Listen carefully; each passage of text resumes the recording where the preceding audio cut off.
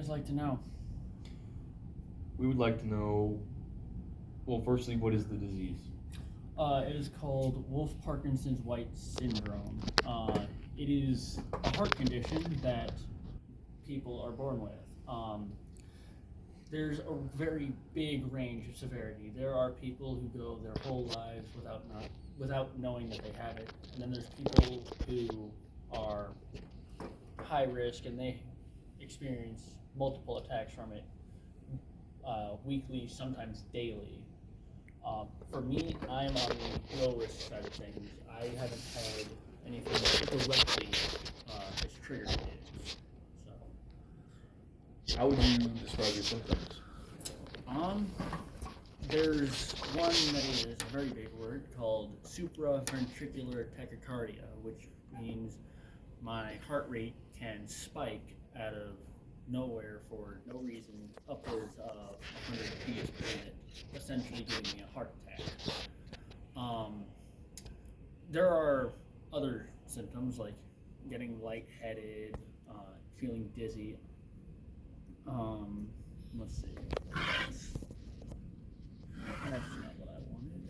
Where did it go? Here we go. Chest pain, which I'm lucky I do not have that one. Difficulty breathing. That one can come at a range of severity, kind of like asthma. And then anxiety and fatigue. I have low fatigue when it comes to this, so I'm, again, low risk side of things, so I'm not in danger of dying soon. So low fatigue, but you're using a double negative, so you have high energy. You don't feel fatigue at all. I do get moments of high energy, yes, but I also get moments of where I can barely move. Okay. So it's kind of like bouncing from either end of the spectrum. Okay. So how did you get diagnosed? Like, how did you learn you had it? Okay, so how I learned was I was building a fire in our wood stove at our house because our house is kind of old, so got a wood stove.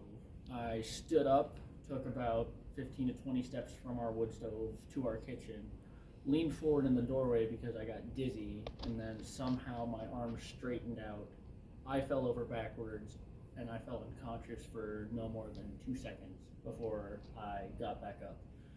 And so my dad had no idea what happened, so he immediately rushed me to the ER. They ran an electrocardiogram, otherwise shortened down into an ECG, and they noticed that I have an abnormal heart rate, and that's how they got their original diagnosis.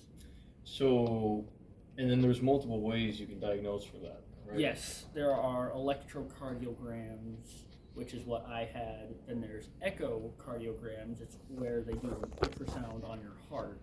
Okay. And then,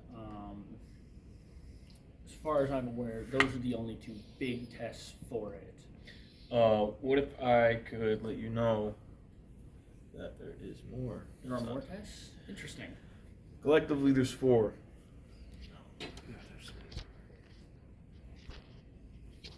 Two of them are basically 2 different kinds of Holter monitor. So you have the Holter monitor, which basically tracks how your heart reacts and it keeps a check with electrical pulses. Okay. And then you have the event monitor. The event monitor is worn for a different amount of time, and it keeps track of less information, but it's attuned to specific attacks. It's usually where after the Holter monitor. Okay. And then you have the neurophysiological EP study.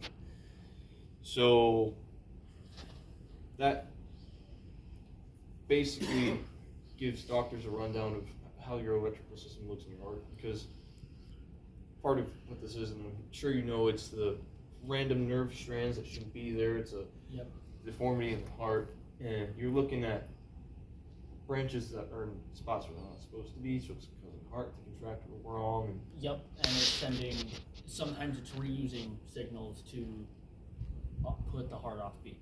okay. So how many extra pathways can you get? As far as I'm aware, one, sometimes you can get more, but I'm not certain on that, so do not quote me on And do you know of any treatments? There is a medication to temporarily take it away to where like it's like a prevention, kind of like how people use inhalers for asthma, like a prevention. So it doesn't fix the problem. It just makes it go away temporarily.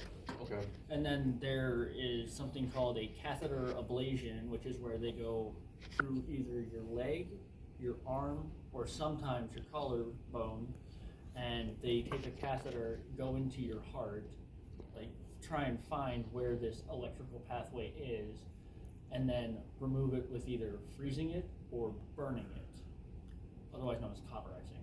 So they do that to the nerve. Yes. So it gets rid of that pathway and you are essentially cured. Okay. So literally cutting the roots off. Yes. Burning that bridge, so Okay. to speak. Alright, I think that's it. And